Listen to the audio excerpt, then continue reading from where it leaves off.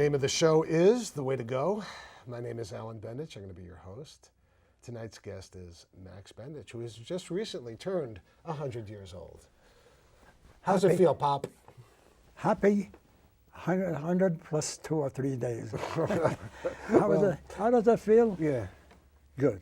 Good. That's it. That's the only thing. Good. Yeah. It's another day, an important day. Right. But for us, and see if maybe for the kid, for us, every day is an important day. I'll tell you, it was really great. We had a birthday party, and we went to, since we were shooting in Westchester, we went to Xavier's X2O. Unbelievable food, and it was right near the Hudson River. The Hudson River, yes. And you were surrounded by your children and their spouses, and you had a cousin, a nephew came in from Texas. From Texas, that's right. Seth came, and Aaron was there. And I think Aaron was the only one available. Aaron's your grandson, my son. The other grandchildren were, they working. Yes. I mean, Aaron's is 21, but you have a grandson who's 44 almost, and a grandson who's about 40. So those two were working. They couldn't make it, but they were there in spirit. Right? I realize that, and we were lucky to have the people that we have. That's it. You should never complain, even if there were 3 or 4 people. You never complain about anything, Pop. Maybe we should have. Maybe, again, the majority rules, they say, and the majority are a bunch of complainers. But I'll tell you, a couple of things happened. Again, going back, we lost my mother-in-law that week, but she was still alive on your birthday. Yeah. And when that woman came over, a woman came over to console my wife because her mother was very gravely ill. And it was a woman that she was friends with for 50, 60 years, whatever it is. They knew each other since they lived in the Bronx together. And she said, okay, who's the birthday? Can I meet the birthday boy? So she comes over to you, she holds your hand like this, and she says, you don't look 100 years old. And you said, now you're the kind of gal that I could go for. And I'm thinking, Dad, Dad, how could you say that? You're the kind of gal. And Kara was hiding. Oh, Kara was there too. No, Kara was at the birthday. Kara was at the birthday. Right, I forgot that. Kara was there too, because she hadn't gone to China yet. And Kara's like holding her eyes like this, and I'm like, Dad. And the girl the lady you were holding on to was about 90. She didn't move her hand from you, and you were chatting. And I could call her kid. I should have called her, look, kid. But when you said you're the type of gal I can go for, I thought that was nice. I mean, it was, you could say it and get away with it. Anybody else says it? No, right. No, again, that's the whole difference between me and anybody else. In the place, I do things that are not conventional. Right. Unbelievable. And again, why? Because I enjoy it. Right. But like even this, would you consider being a regular on The Way to Go? Because that's what you are. You do it like once a month. You do 2 shows a month. Is that conventional? Is that something? I mean, it's conventional for us because we do it. But for people, do people do shows? I mean, how many people do shows? Not many. And I still don't know. The first day when you would come over to me, look, I want to put you on a show. This is Norman's my father-in-law's old show. They would wait the Way to Go, and now I'm doing it like this. How do you want to do it? I had to say yes. I mean, I'm not going to say no to you. But what do you always ask? Every time I pick you up at the Cathay House, and you get in the car, what's the first thing that you ask? How are you? No, the second thing. You always ask the same thing. What? I don't remember. Well, you ask, what are we going to talk about? Every time. Yeah, Alan. Okay, so what do you say that, right? It's always, Alan, first of all, again, we have to compress a day into many days, right? But one day at a time into a. No, but the thing is, I think your concern is, to me, the show isn't as important as what we're saying, is the fact that we are saying. In other words, the words, it's a nice conversation, but the idea that you have a person who's close to 60 talking to a person who's 100, they happen to be father and son, the idea that there's a communication going on, It's something that you look forward to. It's we have crew members like Matt, who's near and dear to our heart. That's shooting today, and Dina. I mean, everybody here loves you, and it's like a little family that we have here, and it's great. That's all I could say. And again, it's great where I am also. Right. Kitty House. How it happened, again, it's me. Right. How it happened, I don't know. It's what I do, what I think, how I'm doing it, and I'm not hurting anybody. Right. And one of the things I do when I see people coming in, new people, right. You know what they do, like we did. You come in, they give you a meal, they show you this and they show you that, and then they want to know if you're going to stay or you're not going to stay. And so you're this time of your life, and maybe always, people care about you wherever you are. They care about you where you live, and I know it. I walk in there, the people that work there they're not BSing, whatever that means. But it's sincere when they say, Max, how are you? It's like people have always cared about you because you're a good guy. David was here today. Right. David. Oh, you mean he was at Catay? He came in Catay. David, your son, my brother. Right. And who comes over to me? Worker. Right.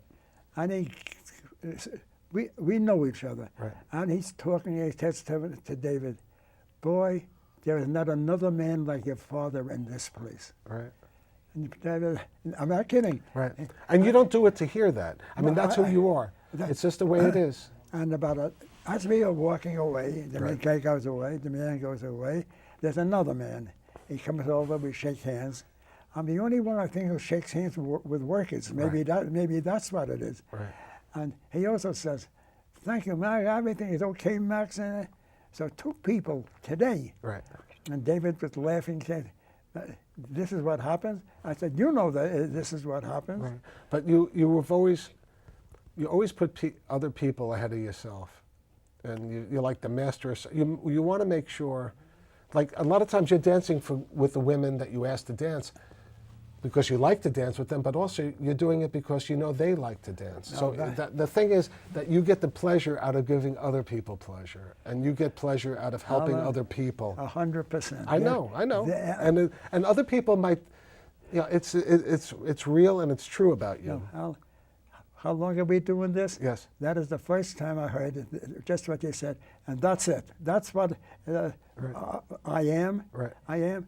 Maybe not knowing it. Right. It's normal. Right. It's normal. But the pleasure you get of making someone's day a little bit better, someone making feel like a little bit prettier, a little bit loved in a situation, let's say a Catay house, because a lot of people over there, they sit alone and they're very lonely. If you come over and you make them feel good, that makes you feel good, right? Not a lot of people. Wow. 99% of There the it is. people. As I told you once, it's very difficult for a man or a woman to go over to each other, even though they say, and to say, look, we see each other, and again, we see each other, maybe something could happen between us, Right. and why not? I mean, and usually we would start dancing, and many times, again, the lady says, no, I don't know how to dance. I said, what are you talking about? Listen, left, right, together, and she's saying left, right. I can't dance. Meanwhile, you're already dancing. And people are laughing Right. around us. I said, and look, and the fun. And let them laugh, right? No, and something else. What do I say? We're the best couple on the floor. Right. No one else. That's it. There's no one else there. No one else dances. And you're having a good time. And why you're having a good time? Because all of a sudden she's beginning to feel good again, right? I mean, that you're making her feel young again. That you're making her feel wanted again, and to be. Alan, I know. at least three. I know. At least three women. Yes. I dance with, and why again? Why not? No, what is it called? Happy hour. Right. And a couple of times I say, look, happy hour, nobody is dancing. The It should be called unhappy hour, right? Because no one's dancing. Okay. the master of ceremony is playing the piano. He's doing a good job and singing his song. Yeah. But yet, life goes on there. Right. And we just finished Passover. Yes. That's something else. And what did we find out? That there aren't enough people who could go to a synagogue or go to something else. They can't, again, they have to have help, and they don't want to be seen as a helpless people. And it's sad. And today is, today actually is tonight, the last day of Passover. Right. And it's important. Why? Because it's called Yisra, and where they, it's a tough, rough holiday, and everything is going. You know, one thing that's interesting, because I was listening, I was in this, the trains really stink right now. The New York City subway system is really messed up. For whatever reason, there's less trains, so it's all packed in. So people are crushing in today. And this guy was talking about how, mentoring and all, how could, if people see your the behavior of some of these people, they're supposed to be mentoring people. And I was just thinking as you were talking about how, like, you are definitely the type of person that your actions, I mean, if people, the way you live, watching you live or trying to absorb or observe how you live is more important than any words. In other words, watching how you live is more important for other people than the words that you might even give. You know what I mean? It's like you've lived life the right way. That's what I'm trying to say. I hope I live. It's easy for other people on the outside looking in. They say, no wonder this guy's 100 years old, because of the way he treats people and the way, people, the more you give, they say, all that stuff. Again, I think of it. The better you live. I'm considering myself as I'm a different guy. Right. I'm serious. I'm a different fellow than the so-called normal people in life. I don't No, not just Cathay House. I mean, Cathay House is a microcosm of the world. We're talking about the world. There's people are not as unselfish as you are, Pop. No one is like that. That's not how people live. Most, I would say, you said 99, I'd say 80% of the people don't live that way. 90%. Definitely. 99%. I want to say. Let's go back to the one. Talk about the 1%. You're not the 1% that happens to be the billionaires, but you're the 1% of treating people and treating yourself the right way. I mean, and you see it again many times in the elevator. There's me, and maybe another man and 4 women or something. Right. And I jokingly say, "Look, you're going too fast. Make that elevator go a little slower." Because and they're laughing. What's the rush? Right? Or what's the rush? Or sometimes, and again, see, and the aide is so da-da-da, and I go right next to her, and we're going, Alan, believe me, that's... And you know what? In life, you have a choice, right? Unless but I think you're wired a certain way. But in life, you could look at life this way, or you could look at life this way. And, people could decide to look at it miserably, because life it's not an easy thing to do. As you get older, it gets tougher in certain ways, right? But you choose to always be positive, and you do it unconsciously. I mean, it's who you are. And Alan, you also feel alone. Why? Because you make it feel alone. Right. Alan, you make it feel alone. Right. There's one time a rabbi was talking to us, giving a lecture, how happy, and one of the things, who was happy here? People would raise their hand. Right. Why are you happy? Oh, I'm still alive and I'm looking for this. I'm still alive and I'm looking for this. Right. And I didn't do anything. Right. When it was all over, I went over to her. Yeah. I said, look, 2 things you actually left out. Who was happy? Why don't you say, the person who was not alone. The person who knows that he has somebody next to the other. Right. And she's looking at me, why didn't you get up and say it? I said, this is what is happening. Right. It's not that they're happy because So, Dad, again, because I don't know what it's like to be be 100 alone years. is no good. Right. That's what I was going to ask you. You know, like, because loneliness at any age is bad, but so the desire for company, because a lot of people, some people prefer to be alone, but I guess the desire for company never stops as long as you're alive, right? I mean, it's like for me, definitely, I need company. Right. I want company. And your mind still, you're able to Express myself. Right. I'm happy to express myself jokingly. I take it for granted when I look at the people. Yeah. Maybe I should have been. I know when I look at some of the women I know just what to say, even if it could be a little risque and Right. things like that. And everybody laughs. Right. Because I And think we everybody- also, the other thing is what you satisfy people's desires to be noticed, because when you go to a place like Cathay House, you become like furniture. I mean, people pass by you, you're not even alive anymore. You make their lives meaningful by going up to them. You know what I mean? You don't know those words that you just said. Unbelievable. No one knows anything. No one sees anything. They don't, Alan. Right. And again, so the people even who sit, there are four. There's a table, 1, 2, 3, 4, Right. and 4 people sit. And I'm actually one, and they don't look at each other. They do this, and I'm kidding around with someone. Maybe I stop. I don't even want to be the one who's doing it, Right. and it hurts. Alan, it hurts. Right. Why? Because everybody's good. Alan, people are good. Right. And the thing is, even they're good, but no one's willing to make the effort to whatever it is. It's not that they're willing. They just don't do it. They want to do it, but they don't know how. But Daddy, I think I'm not No, all 100% sure if everybody wants to do it. I think it takes a certain spirit to want to do it. It's not that everyone wants to do it. I didn't want to. You're 100% right. Everybody doesn't want to do it. That's what I'm saying. And maybe, it's a shame to say, maybe that's the majority. That's what I'm saying. They don't. And that's what makes you unique. That makes you part of the 1%, is because to a certain extent you care more about other people than you do yourself, and by taking care of them, you're taking care of yourself. But Alan, believe it or not, you make me just now, big deal, me, a Wonder Woman, you make me feel a little sad. Why do I say that? Because I think I know I'm right. I know people need each other. To be alone is no good. Right. You can't, or you actually can't help yourself. So you try to, I don't even know if the word is fit in.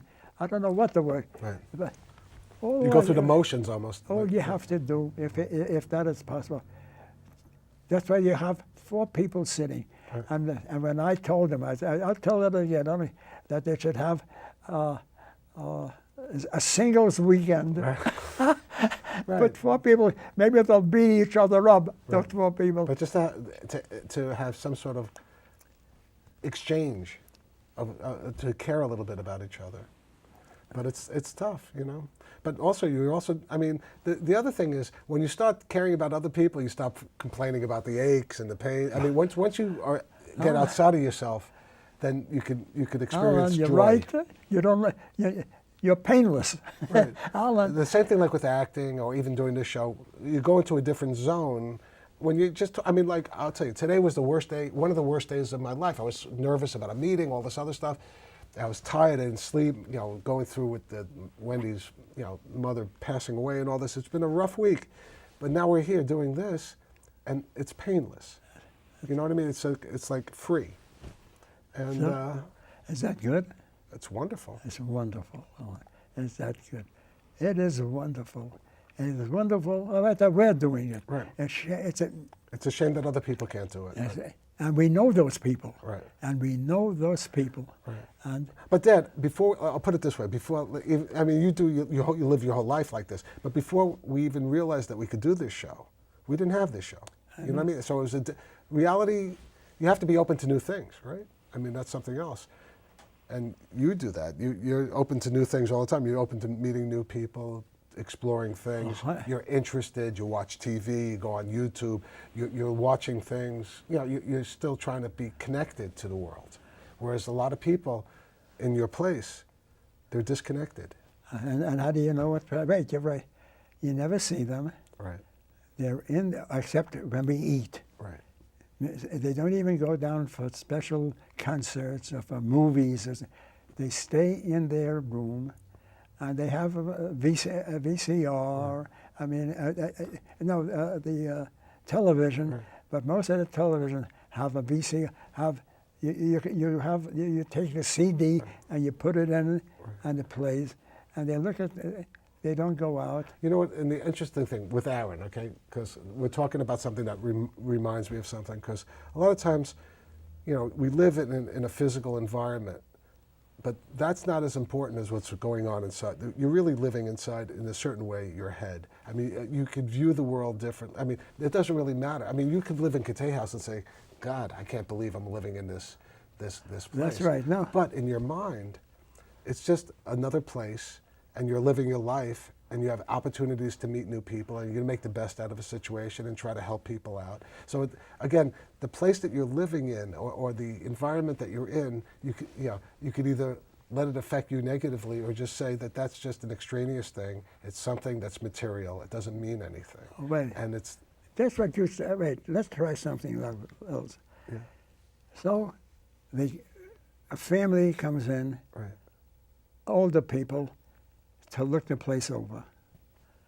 They look the place over, they see this, they get literature, and they get a meal, they sit down with the people and everything else. And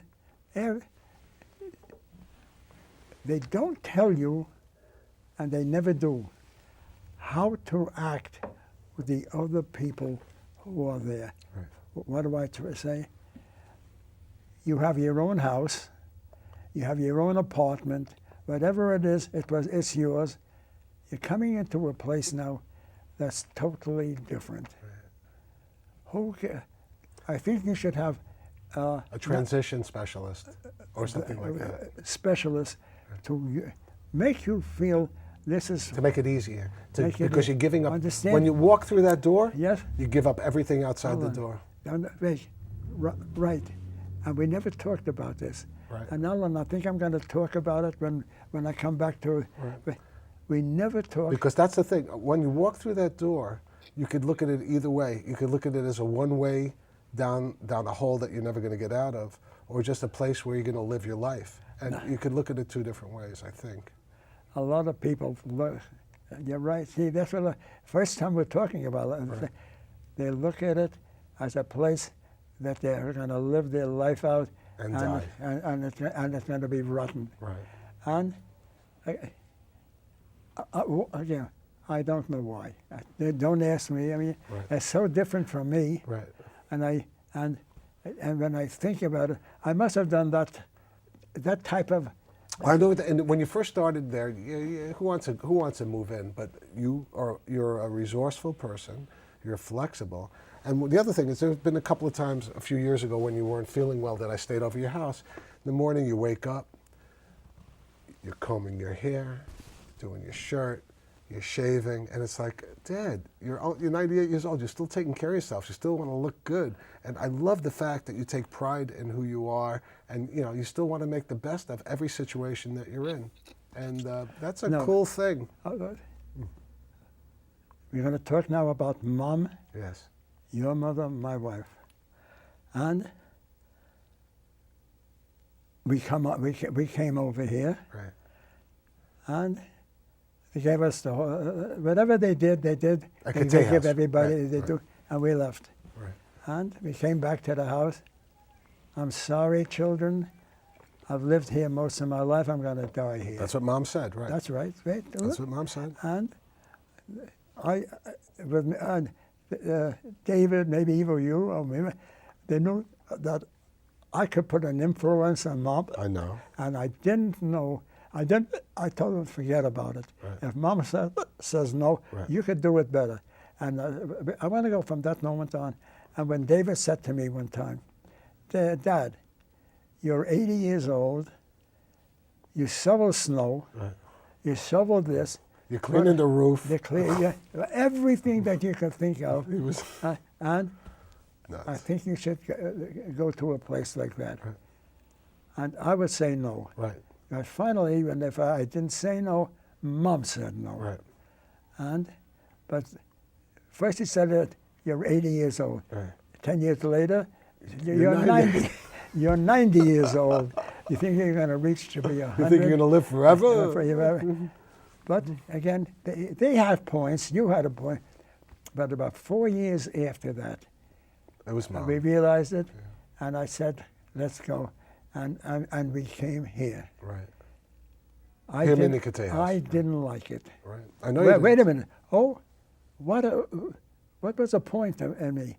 10 years ago, I'm a bridge player. Right. And they had about 24, they had 4 tables of bridge. Right. I was a happy man. Right. When I finally came in there was maybe 1 bridge table, and that's how I met Selma, you know.